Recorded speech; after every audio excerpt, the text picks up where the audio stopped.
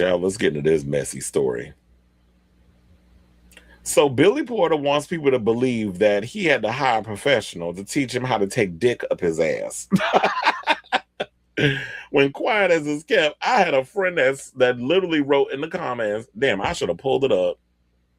Hold on. Let me see if I can find it. What he said, because child, I read and trustably, well, one, I'm gonna tell something. I actually ran into Billy Porter and his husband at the time. They was at a sex party that I went to that was being hosted, or not hosted, but it was being promoted by a friend of mine, Dengan Ardicchio. Dengan Ardicchio. He does like a lot of the parties and stuff in New York, particularly Fire Island, does come some of Midtown, this things of that nature. And Billy Porter was there with his husband at the time, you know, they divorced.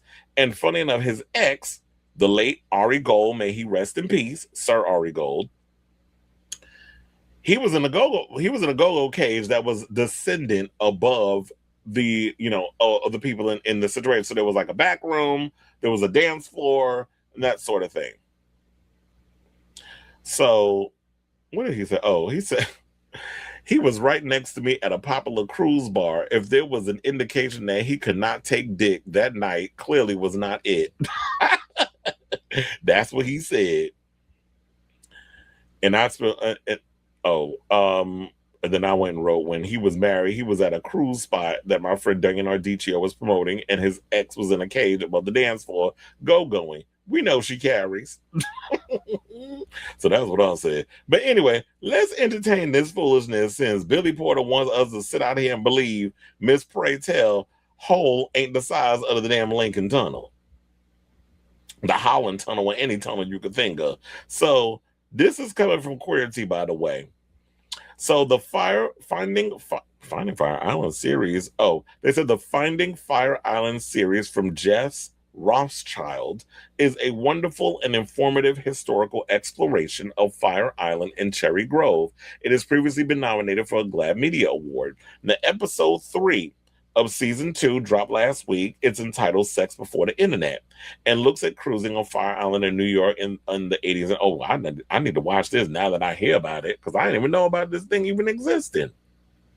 Because I've always been fascinated about stuff like this, especially like cruising and Fire Island and how New York was in the 80s and early 90s. Like when I started going out in the 90s, it was more or less, I mean, when I started going out in that whole scene of like the nightlife and stuff in New York, it was sort of like more towards like 96 and beyond. That's when I started going out and going into like hanging out, and maybe even earlier than that, I was hanging out on the piers and stuff. But before it was all gentrified. But more or less, that's when I was like really going out and stuff in New York. So luckily I missed the early 90s, because the early 90s, yeah, I probably wouldn't be here talking to y'all. But anyway, so among the contributors was Porter. He remembered visits to Fire Island, infamous, not the meat rack, child. Well, let me tell you. Chris was legendary in that meat rack back in the day. The meat rack ain't the same like it used to be, but child, let me tell you, when I first started going to Fire Island in my early 20s, the things I remember, there was one guy that was on like face down, ass up, with a thing of Crisco, like not even Crisco. It was Vaseline, which was nasty. Number one, first of all, that Vaseline bottle looked nasty. Like there was some things that was like all kind of parasites and things. It might have been from the sand and stuff, but the children would carry in that meat rack back in the day. Now the meat rack ain't the same. But anyway, the meat rack, for those of you who don't know what that is, that's like a little trail that's like behind the beach that a lot of men would go to cruise and fornicate. So the children carried back then, and I was one of them. So he said, I spent some time in the meat rack. I ain't going to tell you all my business. You know, I'm a gay man of a certain age. Yes, I was in the meat rack. I moved here December 27, 1990, to be in the original cast of Miss Saigon. And so at the time, a lot of the Broadway community people went out there on Monday because that was the day off, which is why also I've said in the beginning why people loved RuPaul's Drag Race being on Mondays, because when it was on Mondays, you could play it at the bars and things in that other, especially because I used to go in Hell's Kitchen back when Miss Cracker used to do her shows. Yeah, I knew her before she went on Drag Race, and Miss Cracker, so many other girls were hosting their shows and stuff in a lot of the Hell's Kitchen establishments and things of that nature. And a lot of times when you had those shows on Mondays, that's why a lot of times you would see the Broadway girls and so many others going in there, and the bars would be packed on Monday nights because that was the perfect time for Drag Race to air. Then they decided to put on Friday, which I still think is a mistake, but I don't run the network, so I don't have a say so in that. So yeah, so he said, so you left and you went out on Sunday night, you stayed through Tuesday afternoon, and you came back to do your show. I remember how magical it was. I'd never been to a place like that. We grew up very poor. I didn't go on vacation. I never experienced the beach. He went on to say that the only thing he found difficult was that he was one of the few black men on Fire Island back then. According to Porter, it's more integrated now. Well, according to Nico Aesthetics, it's not. But I'm like, bitch, you just weird. That's probably why it didn't resonate with you going to Fire Island. But trust and believe, I've always been able to fit in when I go out to Fire Island. So I don't get when people talk about, well, it don't feel like it's for me. And people, like, you always get them intersectionalist type fags that run around and try to act like that they're the prettiest thing in the room, or they want to be very much like in their own shit. I don't pay attention to them. First of all, I know people out in Fire Island that have parties and this, that, and the other. So that's who I'm mingling with. All the bar people and all the promoters and things that I know. And if I run, and I always tend to run into friends, you could ask Sailor Mermaid, because that time that we went to Fire Island, what was it, 2 years ago? I was running into people that I knew when I was out there. So, but yeah, I will agree with him on that when I was going to Fire Island, because we was probably going around the same time, it was very much like very few black people. But a friend of mine just did, what was it? A friend of mine, Ted, just did a DJ situation out there because they have like Urban Bear Festival or something. So they do things out there for people of color. They just had the Urban Bear situation, I think it was like last week or 2 weeks ago. So yeah, they have all kinds of stuff out there. Now, later on, the documentary explores magazine ads and phone lines that connected men before they hooked up online. Porter said that he responded to some of the adverts. He said, yeah, I called a couple of escorts from HX, not you spilling tea on HX up in here. That I used to live for that magazine, which was a well-known New York City gay magazine. I'm telling some real personal ish right now. You know, I was what you consider a top. I'm gonna try to get through this with a straight face, but let's just, I was what you would consider a top. He continued. He explains that in the early years of the SIDA crisis, many thought the illness was something that only bottoms acquired. This led some men to take the more active role as a safety strategy.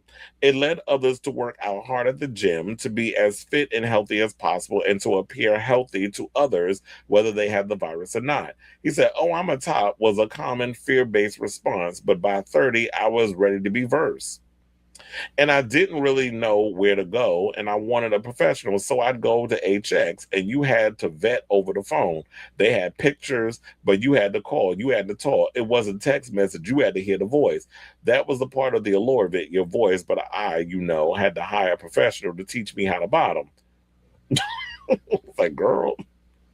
So literally, they said at the 34 minute mark,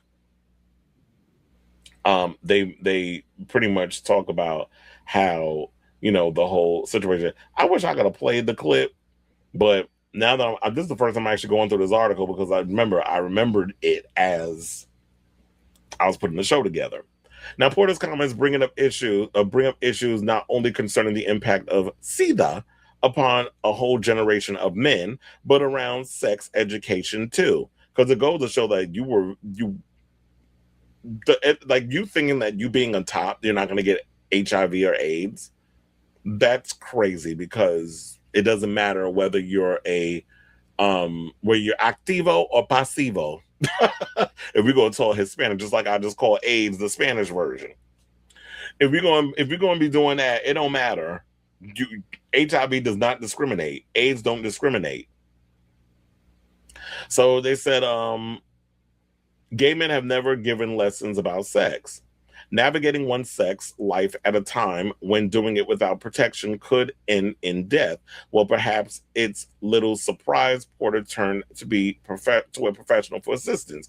Porter revealed in 2021 that he's living with HIV. He didn't discover the fact until 2007.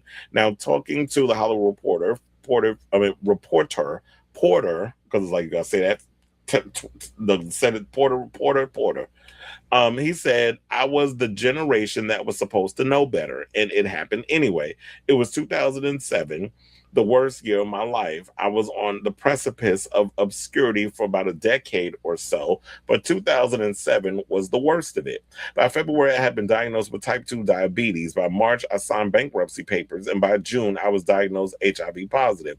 The shame of that time compounded with the shame that had already accumulated in my life silenced me. And I have lived with the shame in silence for 14 years. HIV positive, where I came from, growing up in the Pentecostal church with a very religious family, is God's punishment. And so, you know, that, and then recently, damn near died after he ended up in the ICU with a bad case of sepsis. Similar thing that happened with Madonna. She had sepsis, ended up in the ICU, almost died, and look, they both recovered. She's back with a new album coming out next week. He's back, and he about to go on Broadway. Not back on. He's already on Broadway. He's doing a limited run of La Cage aux Folles at the New York City Center, where he's playing a drag performer by the name of Albin, and Wayne Brady is playing his partner George. So, I think he's also doing drag. Well, of course, he's doing drag because it's La Cage aux Folles. So, with that, he's going to be doing drag performances and things. But yeah, all jokes aside, I'm like, okay, so you had a high professional. I've never come. I mean, luckily, I've never hired an escort or whatever the case was. But I do find it interesting that, yeah, I do agree with the fact that there is a serious lack of education regarding same sex health and things of that nature. Luckily, when I was coming up in ACQC in New York, that's where I learned a lot about HIV and AIDS and doing community outreach, because that was another way that I used to get up in clubs without having to pay, is I would do community outreach. Child, I was hustling, trust to believe. I would do community outreach, me and another guy. We would do community outreach where we'd be giving out condoms and things in the clubs, in the bars and things. And then when we were done giving all that stuff, we stayed behind, and this was like when I was in like Jackson. I would do the Jackson Heights bars and clubs. So a lot of the men that were coming up, and there, a lot of the Hispanic men, I was giving out a lot of the condoms, like packets with condoms and pamphlet information and all other stuff. And then after that, I would stay and I would watch the Go-Go Boys and the Go-Go Boy contest or the drag shows and all other stuff. And that's how I got acquainted with a lot of the people up in there.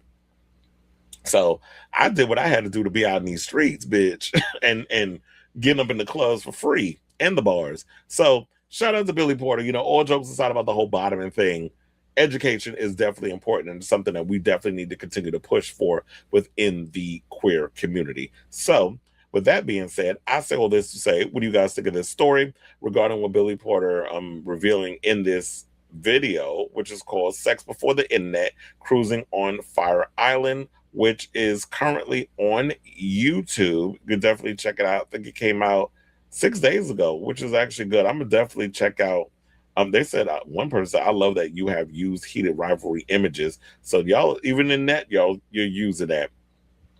But yeah, so I'm gonna definitely check this out when I get off of here, because I do love anything nostalgic about the gay life before I was born. So seeing that world, seeing how that was, seeing all the people that was out here carrying and doing everything. And I understand we had the AIDS Holocaust and all this other stuff, but just seeing that old vintage New York and the whole gay New York vintage style has always been inspiring for me. And I always want to see that. And I think people need to continue to know our history so that we don't repeat it. So let me know what you guys think of this story in the comments down below.